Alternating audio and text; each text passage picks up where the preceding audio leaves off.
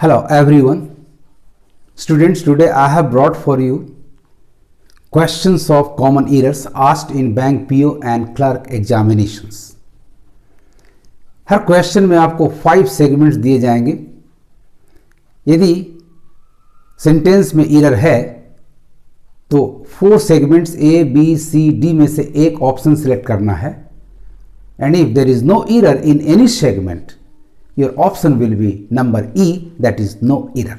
तो आइए टॉपिक शुरू करते हैं. Question number 1, UK prime minister David Cameron admits. आपके इस सेगमेंट की शुरुआत एक डेजिग्नेशन से, एक पद नाम से होता है. डेजिग्नेशन जनरली द लेता है, लेकिन यहां यूके प्राइम मिनिस्टर पद के बाद कॉमा का प्रयोग नहीं हुआ है. इसका मतलब ये प्रॉपर नाउन डेविड कैमरॉन का पार्ट बन गया है, यानी पूरा का पूरा प्रॉपर नाउन हो गया. And proper noun of a person and a place doesn't take any article. So UK prime minister David Cameron यहां तक बिल्कुल करेक्ट है.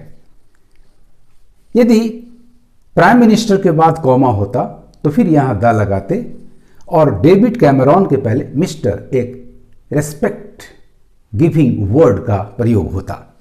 बट ऐसा नहीं है. So no article is required here, nor we need to use mister before David Cameron. Now come to the verb, reporting verb, introductory verb admits. Generally आपका reporting verb, introductory verb past होना चाहिए. ये present तभी होगा, present indefinite तभी होगा जब speaker कोई ऐसा व्यक्ति है जो अपनी रचनाओं में सदैव जिंदा रहता हो, मतलब इमोर्टल हो.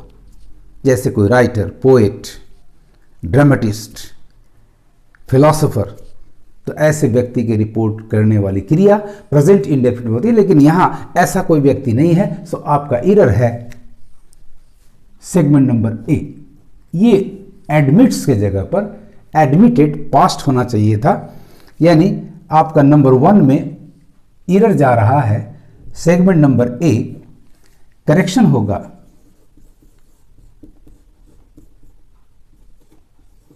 Admitted. Hence the correct sentence will be UK Prime Minister David Cameron admitted that the police had got their tactics wrong in handling the London riot. Now come to question number 2. China will extend बढ़ाना, increase करना. क्या? तो increased support, increased, जो already increased है उसको बढ़ाएगा क्या? यानी धीरे धीरे बढ़ता चला जा रहा है ये, यानी ये इनकम्प्लीट एक्शन शो कर रहा है आपका ये एडजेक्टिव. और जब भी कोई एडजेक्टिव, वर्बल एडजेक्टिव इनकम्प्लीट और कंटिन्यूअस एक्शन को एक्सप्रेस करता हो तो वो हमेशा आईएनजी के फॉर्म में होता हो. So your error students lies in segment number A. So आपके क्वेश्चन नंबर 2 का आंसर भी सेगमेंट नंबर ए है. And the correction will be increased के जगह पर इंक्रीजिंग करना होगा.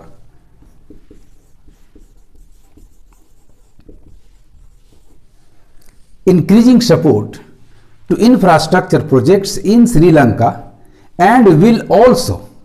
यहां एक एरर और मिल जा रहा है, चूंकि सब्जेक्ट चाइना ही यहां आ रहा है सेकंड क्लॉज में, तो फिर विल का रिपीटिशन नहीं होना चाहिए था. होना चाहिए था in Sri Lanka and also back.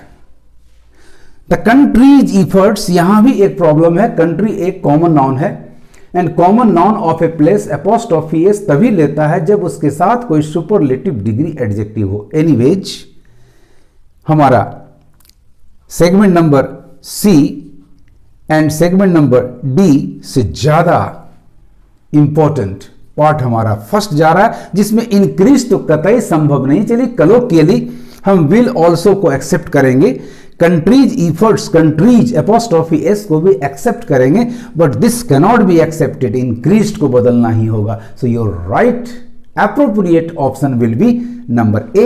Hence the correct sentence will be China will extend increasing support to infrastructure projects in Sri Lanka and will also back the country's efforts in other projects. इस तरह से आप यदि एक से ज्यादा error हो तो बढ़िया से सावधानी पूर्वक उसे सिलेक्ट करेंगे, मार्क करके आगे बढ़ जाएंगे. Now come to question number 3. Football's governing body set, बिल्कुल करेक्ट है। रिपोर्टिंग वर्ब आपका पास्ट है। It would donate $1 million. जब भी रिपोर्टिंग वर्ब आपका से, सेड, टेल या टोल्ड हो तो दैट कंजंक्शन को हम अवॉइड कर सकते हैं। So this doesn't matter here कि आपका इस पार्ट या अगले पार्ट में दैट कंजंक्शन यूज नहीं हुआ है। It would donate $1 million for the international red cross. Red cross एक सोसाइटी, एक संस्था है, तो ये पैसा जाएगा उसके पास। International red cross, that is motion towards का सेंस है, ना कि कारण है। सो आपका ये फॉर प्रीपोजिशन गलत जा रहा है, क्योंकि मोशन टुवर्ड्स के लिए राइट प्रीपोजिशन टू होता है students. So your error lies in segment number C. Question number 3 का आंसर आपका जाएगा सी एंड करेक्शन होगा फॉर को रिप्लेस कर देंगे प्रीपोजिशन टू से। Correction 2, hence the correct sentence will now be football's governing body said it would donate $1 million to the International Red Cross to support its famine relief efforts in Somalia.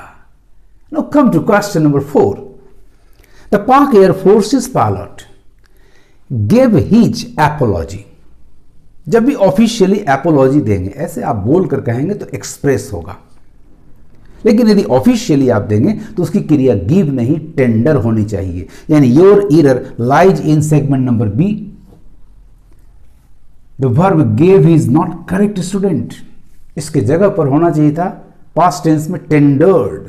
So your question number 4, the error lies in segment number B and the correction will be give की जगह पर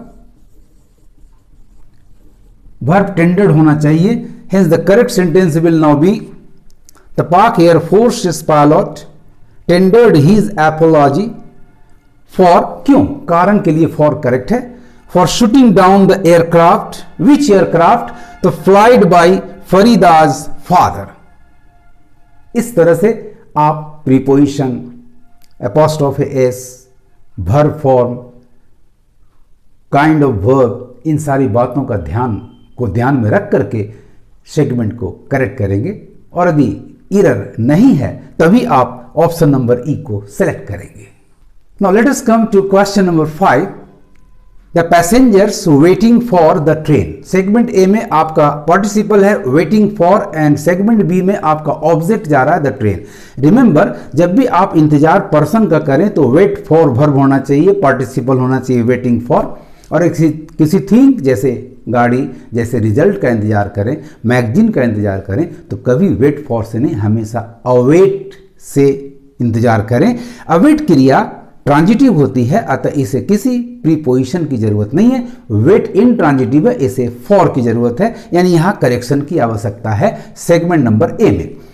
याद रखना, जब भी आपका voice passive जा रहा हो तो पर्सन और थिंग दोनों के लिए अवेट का ही इंतजार करें। I was awaited, the result was awaited. तो आइए इस आधार पर हमारा एरर जा रहा है सेगमेंट नंबर ए में, and the participle waiting for with the preposition is not correct. तो क्वेश्चन नंबर 5 में your error lies in segment number A and the correction will B awaiting. Hence the correct sentence, students, will now be the passengers awaiting the train will have to go disappointed as it is running several hours late. Now come to question number 6. A glance focused, glance का मतलब ही होता है something seeing, something झलक जिसको कहते हैं आप, देखना। तो a glance के साथ ये focused word superfluous जा रहा है, यानी आपकी गलती है। Your error lies in segment number A.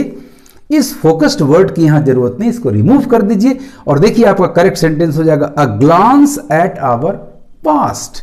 So your error lies in question number 6 lies in segment number A, and यहां the word, the participle adjective focused,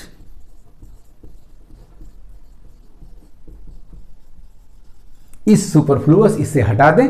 hence your correct sentence will now be a glance at our past would show that tolerance had been the hallmarks of our religious tradition. Now come to question number 7. Since religious identities, आपका subject noun identities plural है तो have बिल्कुल सही है. Have assumed, वास्तव में ये हो चुका है और प्रभाव जारी है. Have assumed political colour. Religion has been no longer a matter of personal faith.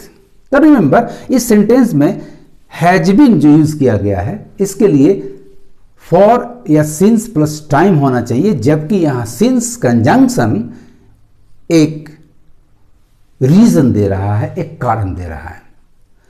चूंकि यहां प्रेजेंट परफेक्ट कंटिन्यूअस बीइंग का अर्थ नहीं आ रहा है, अतः your error lies in segment number C and the verb has been is not correct. इसके जगह पर सिंपल प्रेजेंट का वर्ब is का प्रयोग सही होगा. सो आपका in question number 7 your error lies in segment number C and the correction will be has been हटाकर उसके स्थान पर सिंपली is का प्रयोग कर देना है. तो आपका करेक्ट सेंटेंस होगा since religious identities have assumed political colour, religion is no longer a matter of personal faith. Now come to question number 8. While on the one hand India has advanced in science and technology, on the second, remember यदि एक part में on the one hand हो तो दूसरे part में on the other phrase का प्रयोग होना चाहिए. Students, your error lies in segment number C.